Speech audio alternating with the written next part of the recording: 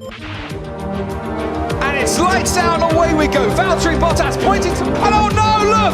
It's the Red Bull of Max Verstappen. It's a DNF for MAX. Another safety car. That was stupid for whoever was at the front. So box, box, box, box, box, box, box, box.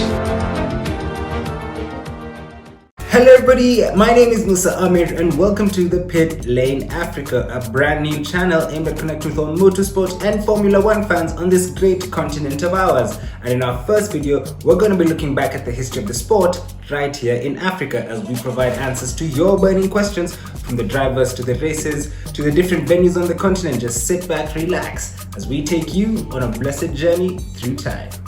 As we do this, we're going to divide the history in three different segments: the circuits, the drivers, and then most importantly, the memorable moments. Number 1, the circuits. Back in the 1930s, South Africa had a temporary 23.4 kilometer circuit. However, 2 years later, in 1936, it was reduced to 17.4 kilometers due to logistical challenges. However, with World War II on the horizon, racing on the continent would eventually stop for the next 22 years, until 1958 when Morocco would finally host the first official Formula One World Championship on the continent. Picture 1950s Casablanca, the venue, the Ain Diab circuit, and the winner of that race was Mike Hawthorne. And what's funny about this race is that it was the first ever time that a British driver secured the World Championship title. The next time Formula One would come back to the continent would be in 1962 and 63, where they raced at the Prince George circuit back down in South Africa. Prince George would play host one more time in 1965 before being terminated, and the Formula One Grand Prix moved to the legendary Kyalami circuit. Upon moving to Kyalami in 1967, Formula One would race there for the next 18 years consecutively. However, in 1985 they did take a break, citing reasons of the apartheid regime in South Africa, coming back in 1992 and 1993. As you can see here, the circuit Kyalami did evolve from 1967, what it used to look like then, throughout the 70s and 80s, and then the new renovations in the early 90s, and here is actually what it looks like today. Currently, Kyalami is a FIA certified grade 2 circuit and was meant to host part of the World Endurance Program this year, but was postponed due to the coronavirus pandemic that's going around the world this year. I think we all know about that, we don't need to speak about it anymore. Next up is the drivers. Well, you must be asking yourself, has an African ever raced in Formula One? Has an African ever won a Formula One race? And has an African ever won the Formula One World Championship? Well, the answer to all those questions is yes. There has been a Formula One African driver, there has been a Formula One African winner, race winner, and there has been a Formula One World Championship African winner. The first ever Formula One driver was Robert Lacaze. I'm not really sure how to pronounce that name. He was a French-Moroccan guy who entered the championship only for that one race. He never ever raced in another championship race, and what was special about that race, it was the last race of that season's Morocco. Morocco was the final race of the World Championship that year, and Robert Lacaze, a French-Moroccan, raced under the Moroccan flag and was the first one to do so, and he finished in P14, 5 laps behind the race winner. Other than Robert Lacaze, was the first ever Formula One driver.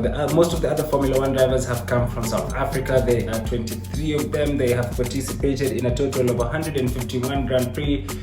And the following are their stats. They have 10 wins, 36 podiums, 3 pole positions, and 5 fastest laps. Of course, those 10 wins have all been claimed by the legendary Jody Scheckter, who raced under the South African flag and won the 1979 Formula One World Championship, being the first African to ever win a Formula One World Championship. He did it winning his last race at the Italian Grand Prix. He did retire a year later in 1980, with his last entry being at the United States Grand Prix. So Jody Scheckter, the only African to win a Formula One World Championship and to win a Formula One race. And finally, it's the memorable moments. Remember how I said that Jody Scheckter was the only African driver to ever win a race? Well, others have come really close, like in 1967 at the inaugural Kyalami Grand Prix. Privateer John Love, racing under the Rhodesian flag, was charging towards victory. However, he experienced engine problems towards the last few laps of the race, allowing Mexican Pedro Rodriguez to pounce for the win. In 1968, Jim Clark won the race, overtaking Juan Manuel Fangio as the most successful Formula 1 driver in terms of race wins. This would prove to be Clark's final Formula 1 race win, as he would be killed the following year in a Formula 2 race at Hockenheim. The next few years were characterized by wins from the classics, Jackie Stewart, Jack Brabham, Mario Andretti, and in 1975 the first African won an African Grand Prix.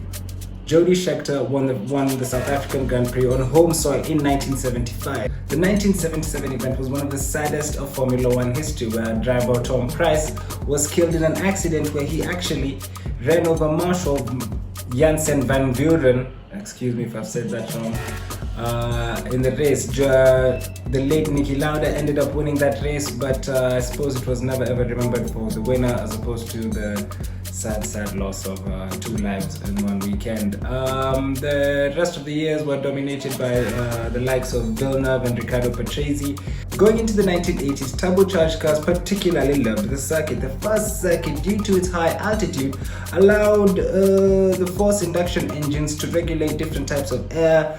And the truth is, I'm not quite sure about the specific horsepower differences, but the high altitude with the turbocharged engines caused some cars to go a little bit faster, and this in turn caused a massive fracas at the paddock. The most memorable thing that happened in the 1980s was the 1985 Grand Prix race.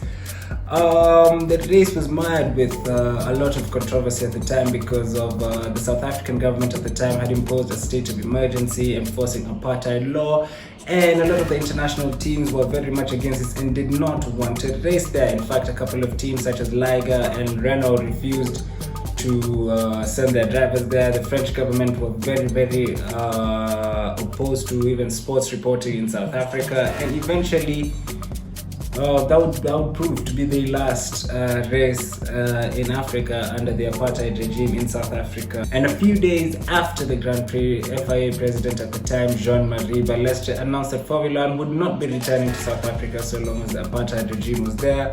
And for the next 6-7 years, Formula 1 did not race again in South Africa up until 1992, because apartheid was obviously abolished in 1991. So Kalami, the circuit, was still a FIA Grade 1 circuit at the time, and it came back for 2 Grand Prix. Well, the 1992 event was won by the legendary Nigel Mansell, and in 1993 there was a massive great battle between Alain Prost and Ayrton Senna and Michael Schumacher as well. That was, I believe, his rookie season. Alain Prost eventually won the race, and that is it. That is the history. Formula 1 has not returned to Africa since then. Let's speak about obviously the possibility of a return. Now, there has been talk over the last couple of years. I'll share a couple of pictures here now. You'll see blah blah blah. Lewis Hamilton wants a race back in Africa. The FIA interested in one. There was a meeting in Marrakesh last year.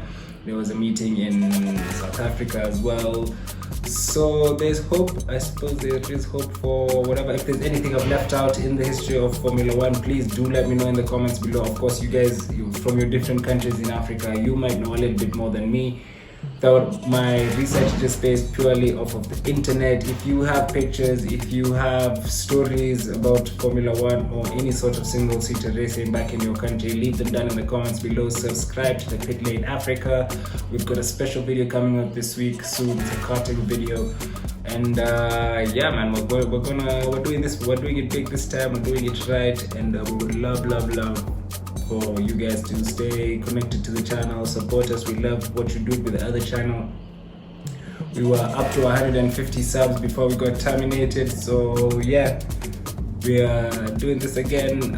This is just a good introduction video. We're gonna have more different videos with more information. Perhaps even next time I could write a better script, but thank you guys so much for tuning in, listening to this video. I hope you enjoyed it. If you have any more information, like I said, down in the comments below. Subscribe to the Pit Lane Africa. Subscribe, share this with all your mates, and like for the algorithm in the matrix.